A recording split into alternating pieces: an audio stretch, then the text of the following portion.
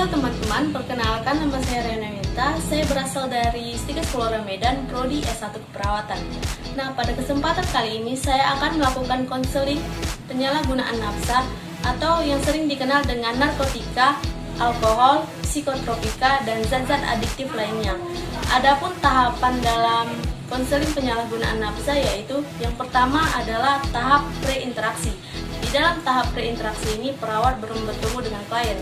Adapun persiapannya yaitu berupa persiapan perawat, yaitu menyiapkan teori dan persiapan alat seperti poster, meja, kursi, dan juga ruangan yang nyaman dan bisa menjaga privasi klien. Nah, yang kedua ada tahap interaksi. Nah, di tahap interaksi ini perawat sudah bertemu dengan klien. Yang ketiga ada tahap kerja. Nah, di tahap kerja ini perawat sudah mulai memaparkan teori yang sudah ia persiapkan.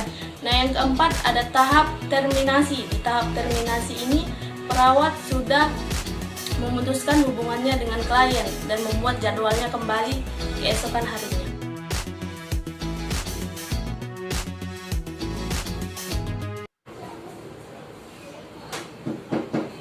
Ya Pak, silakan masuk.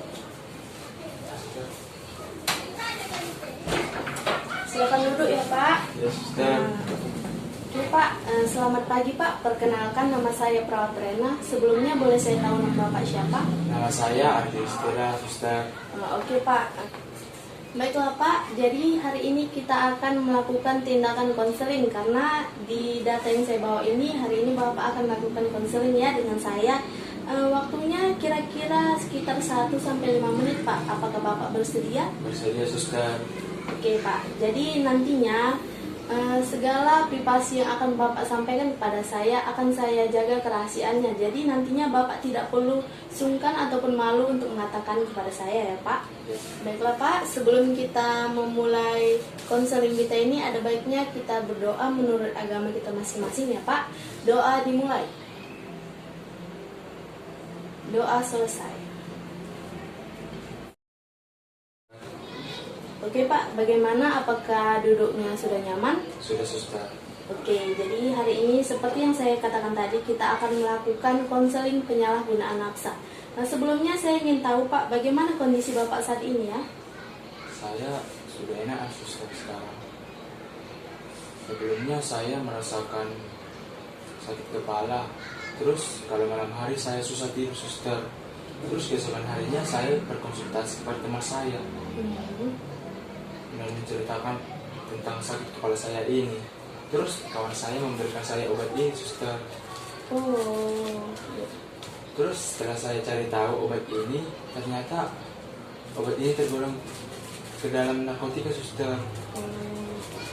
Saya mengonsumsinya ini jadi ketergantungan, Suster. Oke, berarti alasan Bapak untuk datang ke konseling saya ini untuk mengetahui terkait penyalahgunaan nafsa ini ya Pak. Jadi seperti yang Bapak katakan tadi, Bapak jadi sering sakit kepala, sering susah tidur, dan sering ketergantungan ya Pak. Oke. Saya lihat Pak, ini obatnya kecil-kecil ya.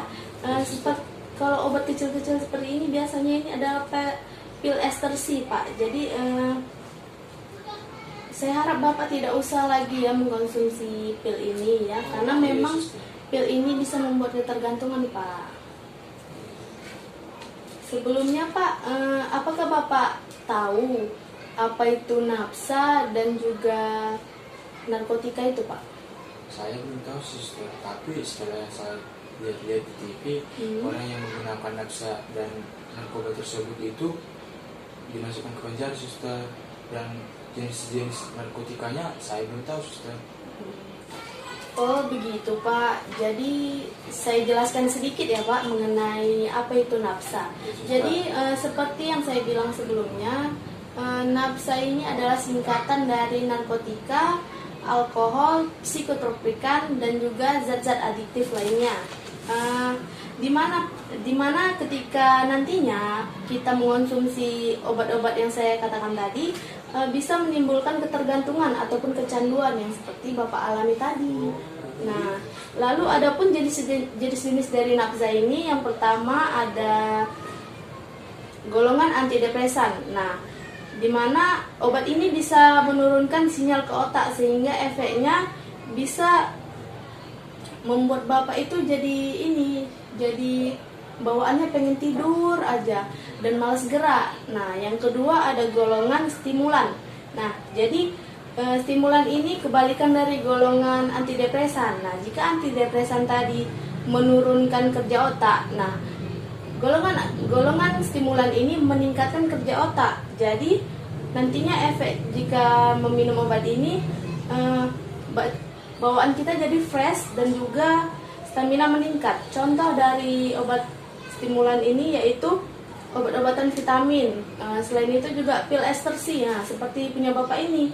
Jadi kenapa tadi bapak jadi susah tidur? Nah, karena itu tadi seperti yang saya bilang, golongan stimulan ini meningkatkan kerja otak.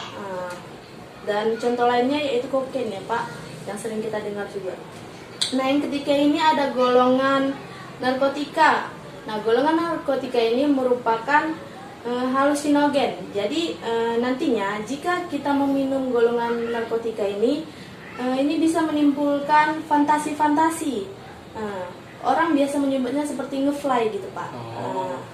Jadi contoh dari halusinogen ini yaitu seperti ganja dalam dosis tinggi atau dalam dosis besar. Jadi biasanya, Pak, golongan narkotika ini diberikan ataupun dikonsumsi oleh pasien penyakit jiwa, tetapi dalam dosis yang terkontrol yang akan diberikan oleh dokter nantinya. Sebelumnya, apakah ada yang mau ditanyakan, Pak? Itu bahayanya apa ya, Suster? Oh, gini Pak, jadi bahayanya itu ada bahaya ringan. Bahaya ringan ini seperti bisa membuat Bapak ketergantungan, seperti yang Bapak alami tadi. Nah, untuk efek jangka panjangnya bisa merusak kerja jantung kita. Jadi nantinya jantung kita akan bekerja 2 kali lebih cepat, dan itu membuat jantung kita menjadi cepat lelah dan cepat rusak. Nah, selain itu bisa menimbulkan penyakit pernapasan seperti bronkiolus. Selain itu, Pak, bisa membuat penyakit paru. Selain itu juga kan narkotika ini tergolong ke dalam jenis obat-obatan dalam dosis tinggi ataupun dosis besar.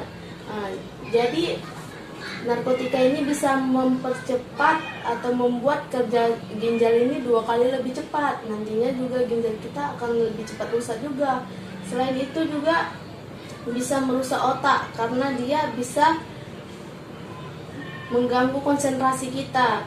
Nah, penyakitnya yang bisa ditimbulkan yaitu kanker otak.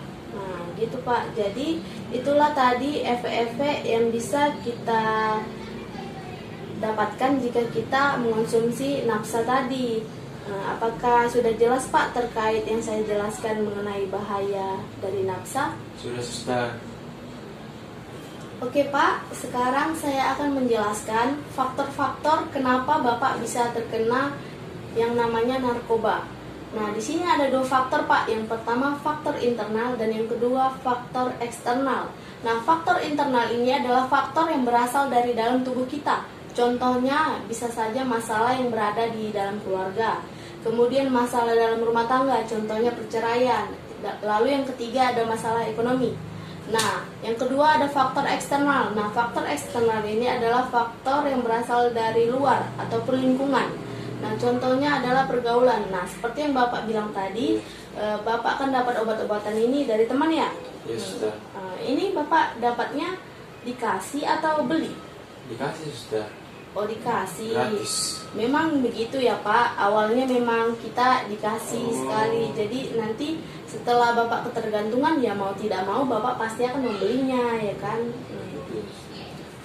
Jadi Pak, ada yang mau ditanyakan? Jadi, Suster, cara mengatasi yang ketergantungan ini, Suster, bagaimana, Suster? Oh, wah Bapak baik sekali ya, sudah ada niatan untuk berhenti. Yes. Nah, untuk cara berhentinya ini kita bisa melalui dukungan keluarga Pak ya. Jadi saya harap besok Bapak bisa bawa keluarga ataupun sebelumnya Bapak sudah berkeluarga? Belum suster. Oh belum, berarti besok Bapak bisa bawa orang tua Bapak ya, Oh, ya, suster. untuk datang ke konseling kita ini. Jadi nantinya saya akan memberikan intervensi dan juga bagaimana cara untuk memberikan konseling kepada Bapak. Jadi untuk memberikan dukungan juga kepada Bapak nantinya ya. Ya, suster. Jadi nanti saya harapkan di rumah Bapak itu mengisi waktu luang Bapak dengan hal-hal positif. Contohnya seperti spiritual diri. Bapak kan agamanya Nasrani ya. Iya suster. Nah, jadi Bapak nanti bisa banyak-banyak baca kitab suci, ke gereja, dan banyak-banyak berdoa ya Pak. Iya suster.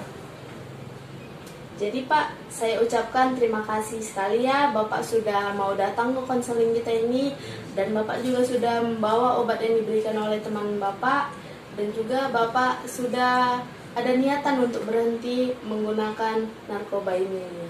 Jadi Pak, saya harapkan juga Bapak bisa membedakan mana pergaulan yang sehat dan mana pergaulan yang tidak sehat ya Pak. Iya, suster. Jadi mohonlah Bapak jauhi teman-teman Bapak yang menggunakan narkoba itu ya Pak. Iya suster.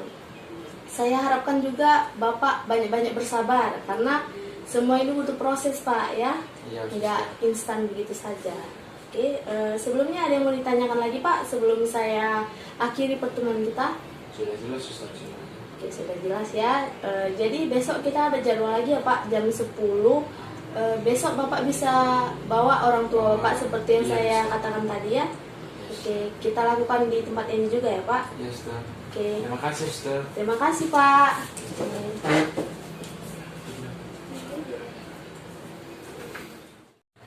Oke teman-teman, sekian dari video konseling penyalahgunaan nafsa dari saya.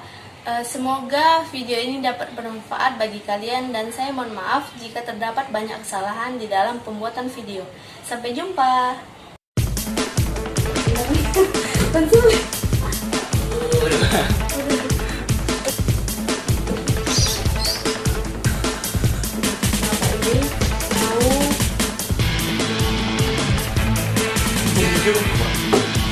ini mau Mau.